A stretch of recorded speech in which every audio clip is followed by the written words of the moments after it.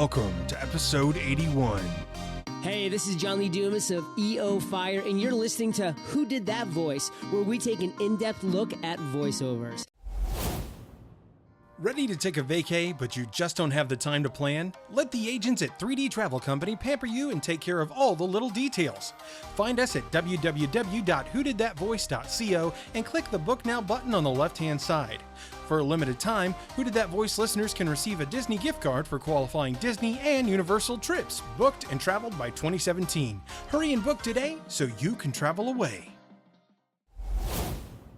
Welcome to Who Did That Voice, the show where we take an in-depth look at voiceover.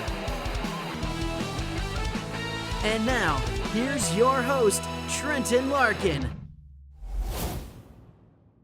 Hey everyone, just wanted to let you know we have launched a Patreon page. You can find us at www.patreon.com/whodidthatvoice.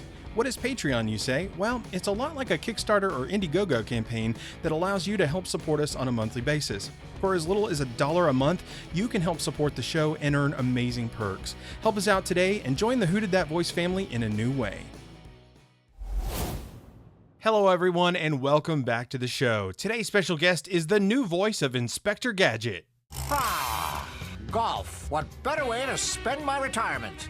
Just eye up your shot, relax, and most importantly, choose the right club. Go, Gadget, golf club. I have an idea. Why don't we take the Gadget Mobile? I have a better idea. Why don't we take the Gadget Mobile? My old trusty Gadget Mobile, just as good as new. Now sit back, relax, and enjoy the show. Hello everyone and welcome to another episode of Who Did That Voice. Today on the show we have Ivan Sherry joining us. Ivan, thanks so much for coming on the show today, bud.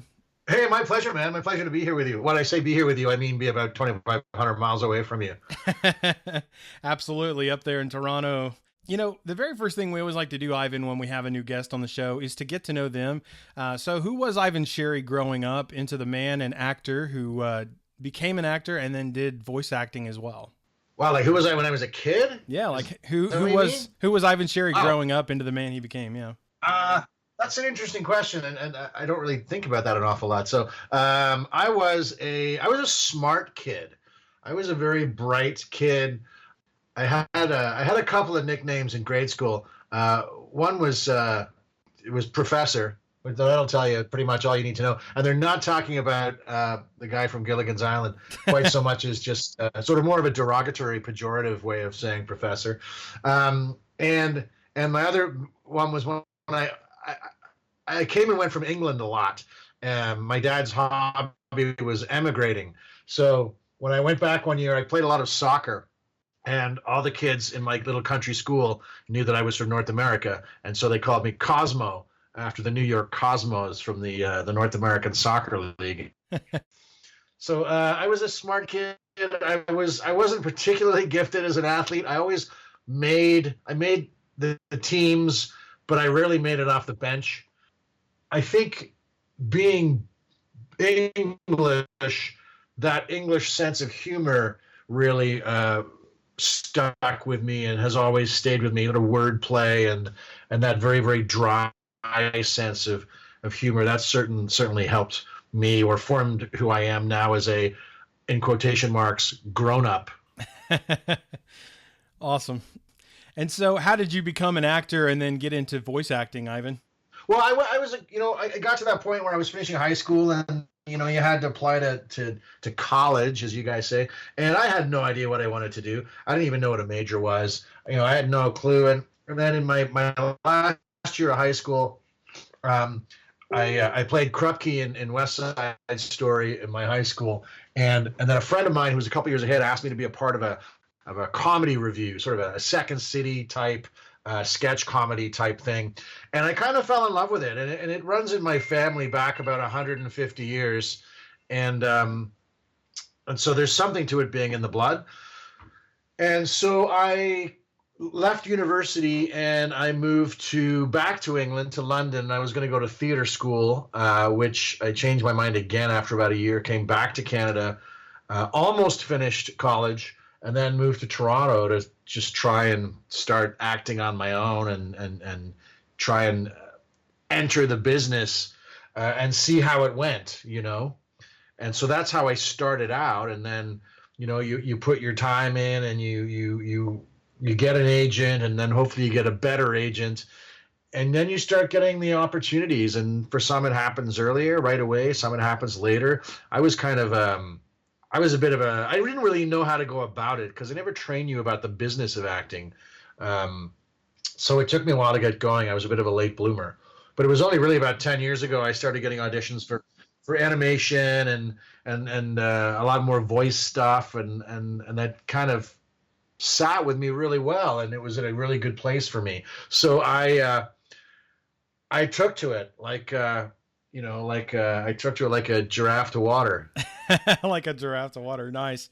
Well, Ivan, some of the stuff that you've worked on, I'm not as familiar with, but Metajets was something that I checked out, and I know you played Captain Strong in about 40 episodes. Tell us a little bit about your character, Captain Strong, and what was Metajets about?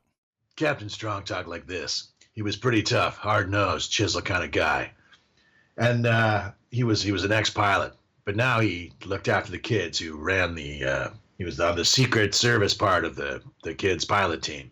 So it was like a futuristic kids airplane race circuit. And, of course, the Metajets themselves, the 4 Metajets, which were, let me think if I can remember now, Katie Griffin, who I know you know. Katie's done tons of stuff. She's fantastic. Scott McCord, who's one of the great voice actors that Canada has ever produced. The guy his talent just makes my head spin. Umpo Quaho, whose name I mispronounce every time I say it, but he's shooting a film right now in Winnipeg with Ben Kingsley and Nathan Fillion, another great Canadian. Wow. And the 4th was I can't remember. That's so embarrassing. It's okay. But anyway, so Captain Strong was I was Katie's dad, and he sort of ran the secret crime fighting part that the Metajets were when they weren't racing their planes for on the circuit, as it was. Nice. Well, that sounds like a really interesting show, and I checked out the preview earlier today, and I thought, wow, this is pretty action-packed. I think it's something I'll definitely check out, and if my listeners are hearing about this as well, which they are, they should check it out too. Yeah, it was fun. It was really fun to do. Jamie Hayden Devlin was the other of the 4 of them. Okay. But it was a great cast, and we only got 40 episodes, but we had a great time doing it, and it was my first series, really. So it was a great experience for me. It was all dubbed, sort of, but it was really, really a great experience, and helped me out as I went further down the road. Awesome. Well, this is not a voiceover project that you did, Ivan, but my wife absolutely loves the show Rain on CW, and I know you played a military officer on that, and that was just a one-time thing, but what was that for you? Was that just kind of a cameo spot, or what was that like? Yeah, that was just that was like one of those shows that, if it up here, at least, there's a lot of foreign service production, we call it. So when American shows are shooting up here, like the top half of the cast will be brought up from the States. And then the rest will be American. That show, it was mixed a little more. There were people from all over the world in that, as well as a number of Canadians. And so that's one. It lasted 4 seasons.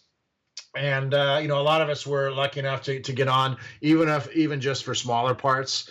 And it's great, right? Because it was set in Elizabethan England and France.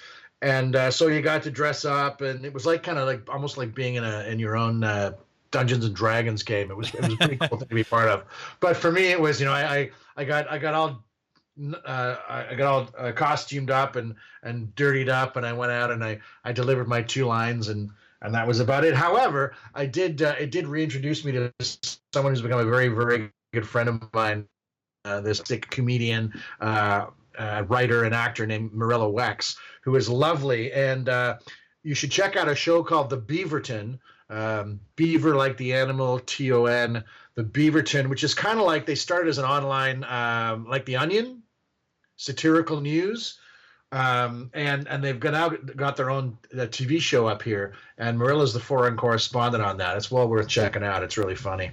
Awesome. Well, thank you so much for your time on that. I know it was a small part, but I just had to throw that out there because my wife is a huge fan of Rain. Yeah, well, that's so cool. That's so cool. It was fun to be a very, very small, minuscule part of it. Absolutely. Well, hey, every little part makes the whole story tell itself. So every part is important in my book. Totally. I couldn't agree more. Well, Ivan, tell me, I know you've done some work on some video games as well, such as franchises like Watch Dogs and Assassin's Creed, a couple different variations of that, I believe Unity and Syndicate. And what was it like getting to be a part of those franchises that are really popular, especially the Assassin's Creed? You know, the cool thing about video games, man, was that I'm not a gamer, and so I had very little idea of how far games had come since I was a teenager, you know, and playing, you know, Galaga and games like that, you know, those classic arcade games. Yeah. Were around when I was a teenager. Yeah. Now, and you know, you hear about Grand Theft Auto and Assassin's Creed, you can't help it.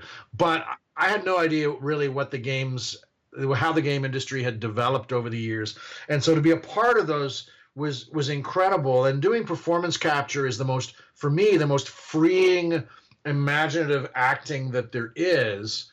Because, you know, you have your script, but, you know, there's nothing else really. There's no set, there's no props, or if there is, you know, a gun's a piece of wood or a pool noodle or something. You know, there's no costume. If it's set in a time period, you have to imagine what you're wearing. Is there a high collar? Am I wearing a top hat? Or am I wearing heels? Because that all affects the way that you move. And so it's kind of like being a 5-year-old kid in the playground where, you know, if you're an astronaut as a kid, you're actually on the moon. You know, and you're imagining all that stuff, and that's what you have to do in performance capture. So I love it. And the voice work, which is, you know, there's a strike right now with the American Actors Union and a lot of video game companies, because the voice work can be very, very taxing. Yeah. And it's, you know, it's hard for anybody to talk for 4 hours straight, just even having a conversation.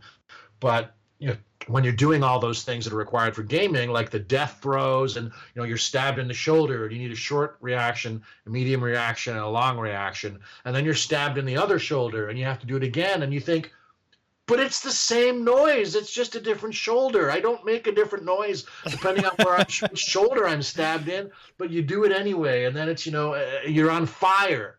And then you're drowning, and then you're hit by a car, and then you roll into the street, and then you're hit by another car, and you have to do all that reaction too, right?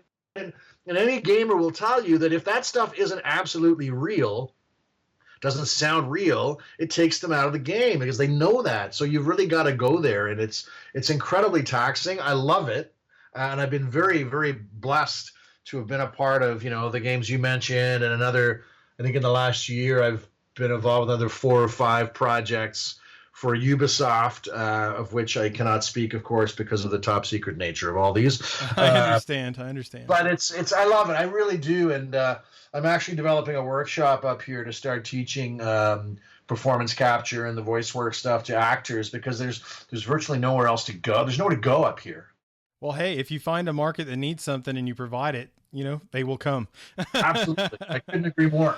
Well, Ivan, I think it's great. You know, I'm a gamer myself. I'm not a hardcore gamer, but I am a gamer. And, you know, you were saying, you know, when a gamer doesn't feel like the stuff is accurate, it takes them out of the game. And then I'm sitting here hearing you go, you know, you get hit by one car and then you're yelling and then you get hit by another car. And I'm going, how does the gamer, me or someone else, really know what it sounds like to be hit by one car and then physically hit by another at the same time and survive?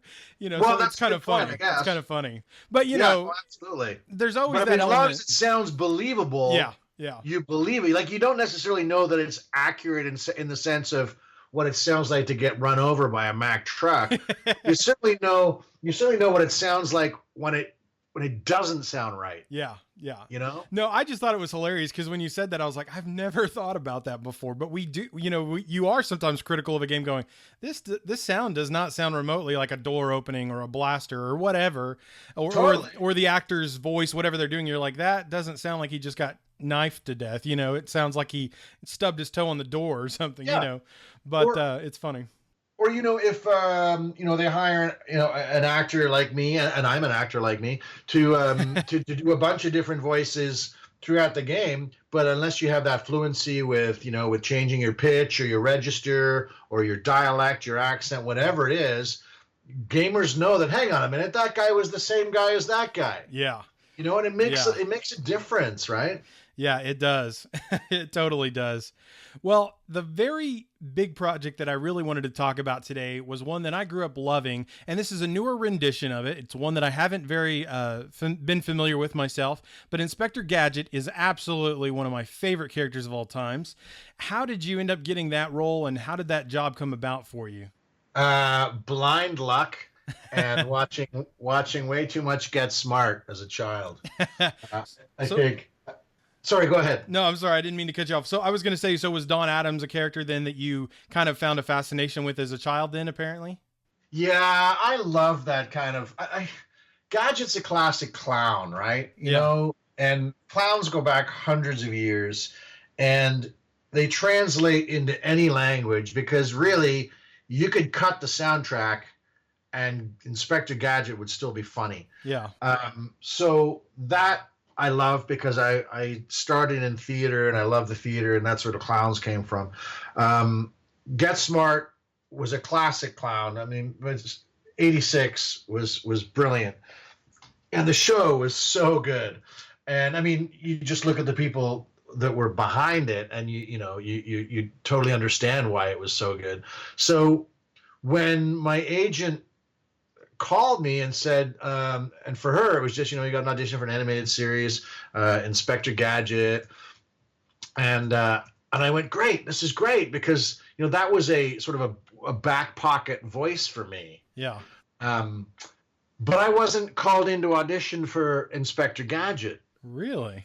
Yeah, I was called in to audition for Dr. Claw. And I knew the casting people, and we have a great relationship, and they brought me in for tons of stuff over the years. But I know there are guys in Toronto, including Martin Roach, who got the part, who were way better at that voice than I am. Yeah. And I also thought, but I can do Gadget. So I called my agent and I said, you got to get me in for Gadget. And she said, well, they didn't. I submitted you, but they didn't want to see you for that. I'm like, okay, you're not hearing what I'm saying here. This is a back pocket voice for me. You've got to get me in for that part. She's like, well, I submitted you, so I felt like I was fighting my own agent. I said, I submitted you, but they didn't want to see you for that. I'm like, would you please listen to me? Okay, well, just get me the sides for the part, the audition lines. And I said, she said, well, but I can't get you the sides because they didn't ask you in to audition for that part. And by this point, I'm jumping up and down, and my blood pressure is spiking. And so I did something they tell you never to do, which is I called the casting agents, and I said, or actually I think I maybe emailed them, and I just left that message. I know you guys want to see me for this, but I'd really like to read for that. Is that cool with you? And in the meantime, my agent relented and got me the audition sides for the part. And I never heard back from the casting people, but I prepared it anyway. And then when I went into audition, the first thing that they said to me was, oh, so you want to audition for Gadget 2, is that right? I'm like, yes, please. So I went in, I auditioned. I felt good about it. I left, and then you try and forget about these things, right? Because we go to so many auditions every year, and the unwritten rule is you go, you audition, you forget about it. But some of the gigs have more, you want them more than others. Yeah. Which are the hardest ones to let go of. So eventually, after about a couple of months, I let go of it, and as I hadn't heard anything, and I thought, well, that's just the way the cookie crumbles. And then I was standing on the corner of Queen and Berkeley Streets in Toronto, coming out of a commercial audition, which I find terribly humiliating. And I ran into a friend of mine who asked me how it was going. And I said, well, I just this audition, it was terrible. I'm the world's worst actor. I'm going to quit the business and open a bakery or something. I just gotta, I just had my son at that point. I thought, I really should get a grown-up job and make sure I can look after my son in the years to go, blah, blah, blah. And then, so my phone rang and it was my agent, and I sent it straight to voicemail. And I went, so, that's it. I'm done. I'm out. I'm finished. That's it. And then he said, okay, well, see you later. because I was a bit of a downer to his conversation, I guess. And then as I walked away, I checked my voicemail and I'd booked the job. So that's the crazy part about our business. It's like it's up and down, and it toys with your emotions and pulls at your spirit. But it all worked out for the best. We finished 2 seasons now. Second season will be out this year.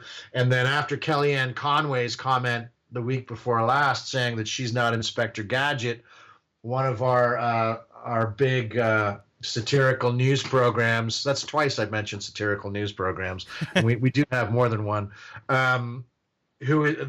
it's called This Hour Has 22 Minutes. It's on the CBC, the Canadian Broadcasting Company, and they're produced by the same company as Inspector Gadget is. So we did a little bit where Inspector Gadget was interviewed by This Hour Has 22 Minutes in order to get his reaction to Kellyanne Conway's comments that she wasn't Inspector Gadget, because he hadn't spoken to any of the major news outlets by that point. So that's actually on YouTube. You can find it if you go to CBC Comedy. And I think if you gadget, microwave Kellyanne Conway, Inspector Gadget, you'll find it. Awesome. It's a funny little bit. Yeah. Awesome. Well, Inspector Gadget has always been a favorite of mine. Don Adams is an absolute hoot. And hearing your version, it's got your distinct sound to it, but it still has that Don Adam-esque feel to it, which I love as well. So. Well, it was nice. Thanks, man. I appreciate that. And because, it's with gigs like that, fans of the original series, you can't help but compare, and one of the things that I love from DHX, which is the production company, was that they were very, very serious and meticulous about being respectful of the original show. Yeah. And that was really important to all of us. And Jean Chalopin, one of the original creators, was involved. So my take was, if it's good enough for Jean Chalopin, it should be good enough for the rest of us. But they did say that they wanted to be true to the voices, but allow the actors to bring their own interpretation to it, because it is a new show. It's for a new audience. Kids these days, they move so much more quickly, and animation moves so much more quickly than it did 30 years ago. And and attention spans are shorter, and it's for a whole new audience, really. And the kids that are 6, 7, 8, 9, 10 today are not the same as 6 to 10-year-old kids in the 80s. So we were all very grateful that we were allowed to bring our own to it, because otherwise, there's the danger of it just being a knockoff or a mimicry of the original show. And we wanted to stand up in its own right while still being very respectful of the tradition of the show and the history of the show. Absolutely. Well, Ivan, do you have a social media, a way people can reach out to you, a website, or how can people get in touch with you if they're, maybe they have questions, or maybe they're looking to hire you for a potential job? Well, I'm always more than happy to interact with fans. Absolutely. I'm in the process of getting a website together. I'm a horrible procrastinator. Well, I guess I'm a very good procrastinator. But I have an Ivan Sherry Actor Facebook page, and my Twitter is the one Ivan Sherry, or you can look up Ivan Sherry Inspector Gadget and it'll turn up there. And I'm always happy to interact and spend time with fans, because Yeah. without them, we don't have much. Absolutely. Yeah. Well, Ivan, what kind of advice would you give to someone who's a fan of your works, or a fan of Inspector Gadget, or just a fan of voiceover? What would you tell them if they're looking to get into being an actor or actress and maybe try to specialize and get into the voiceover industry? Well, one of the big things is that, everybody that's in the voice industry, no matter who they are, whether it's, Tara Strong or Katie Griffin or Jess Harnell or Maurice LaMarche or, Dee Bradley Baker or Jennifer Hale or whoever it is, those before they were voice actors, those people were not voice actors, right? Like everybody else. All of us at one point in our lives, for a large portion of our lives, were not voice actors. They worked regular jobs. Yeah, so you can do it. Everybody can do it. And it's a lot of work. I think a lot of people, we hear an awful lot, oh, well, my Uncle Dave says I have a great voice and I'd be great in cartoons. Well, everybody's Uncle Dave thinks their nieces or nephew have a great voice, would be great in cartoons. So people say, well, where do I start? And it's, well, you kind of have to start with acting training, because there are very few people that walk into this without any kind of acting training and make a go at it, because it is acting. It's not just, mimicking voices that you've done before, or that you're, doing impressions of people. That has its own side to it. But to carry an animated series or a video game, or, a TV series, a movie, whatever it is, you have to have those acting chops. So that's a big thing. I would also recommend people reading out loud, which is something that we don't really do. I mean, reading even these days isn't done to the degree it used to be, but reading out loud is really, really important, so that you can hear how you sound. Recording yourself, because we sound different in our heads to ourselves than other people hear us. You ever hear yourself on cassette tape, or just recording into your computer? You sound a lot different than you think you sound, because of the resonance of your cranium, right? So recording yourself and listening to that, so you know how you sound, is important too. But getting some acting lessons, getting some acting training is great. Improv training is fantastic for every facet of somebody's life. That's amazing. And just reading out loud is a good place to start. And you also have to watch cartoons, right? So you know what's going on, and you listen to the greats, watch the greats. The people I just mentioned, and people like Frank Welker and all the fantastic people that there are out there, because there's tons of them. There's tons of them. So listen to what those people do. You can go on YouTube. You can get a virtual a degree on YouTube just watching split screens of actors performing behind the mic, and then watching the finished work on the other side. It's amazing. I totally agree with you, Ivan. Absolutely great advice. I've got two final questions for you, and the first of the two is, what was your favorite cartoon or cartoon character growing up, and why? I think my favorite cartoon growing up or character was Bugs. Bugs, absolutely. Mel Blanc. I mean, Mel Blanc is the god. I don't think there's a voice actor, that does cartoons or alive that would say any other answer than Mel. When they said who is the greatest voice actor of all time, I think everybody would say Mel Blanc. I was just watching him the other day. There's a great interview with him on Letterman, and I mean, it's incredible. I mean, the great voice actors are the guys that you look at them when they're doing their different voices, and you don't know it's them, even though you're looking at them. When the voices come out. There's a great one of the Scooby-Doo, the original Scooby-Doo actors on YouTube, and Frank Welker does Freddy. And I remember the first time I watched it, and even now I watch, I go, oh my God, it's Freddy! But I'm looking at Frank Welker, it's incredible. So I mean, Mel Blanc I think was absolute, and Bugs I just love because Bugs was Bugs, man. Bugs just had it going on. Yeah. Speaking of Frank Welker, wasn't he the original Claw, Dr. Claw? Yeah, he was. And I mean, watching that voice, I mean, he's such a meek and mild looking young man. And then you see that voice coming out as Dr. Claw, and it's like, whoa, dude, yeah, that's him. So yeah, there's another one too, where he's doing some roaring, some lion roaring, I think for the Lion King. And he's in the studio and he's got a garbage can and a lid, and he's just roaring into this, and it sounds like a lion, man. It's incredible. The man was God. That's amazing. Well, the final question I have for you today, Ivan, is what is the legacy that you want to leave behind?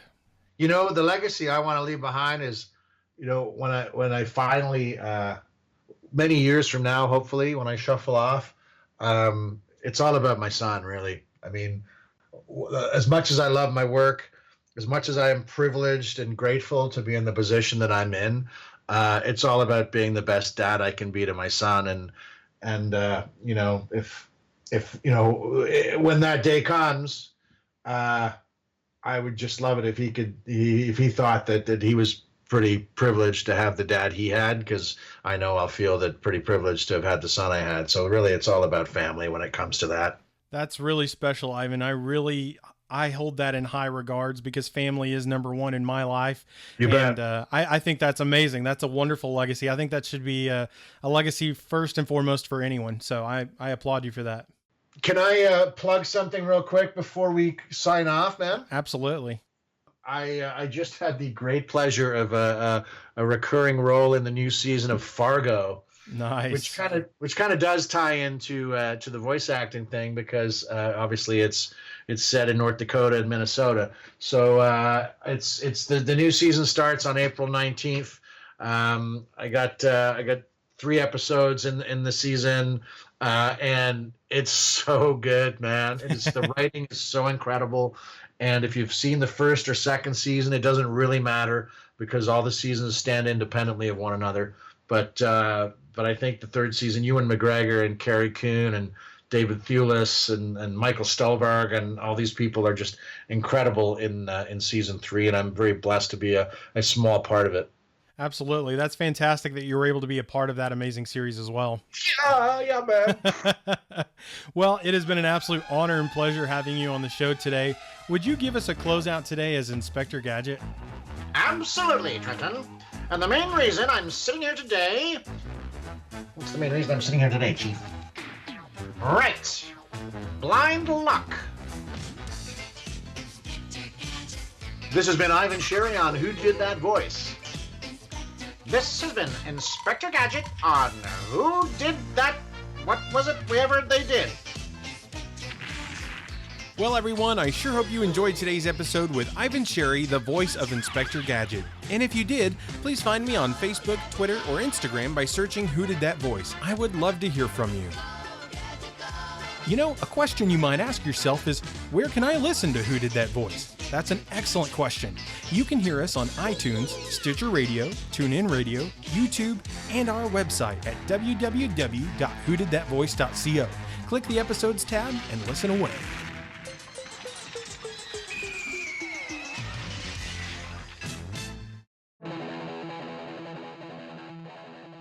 Well, everyone, that's all the time we have for this episode. Join us this Friday for our next special guests, Joan Baker and Rudy Gaskins from That's Voiceover. You won't want to miss this episode.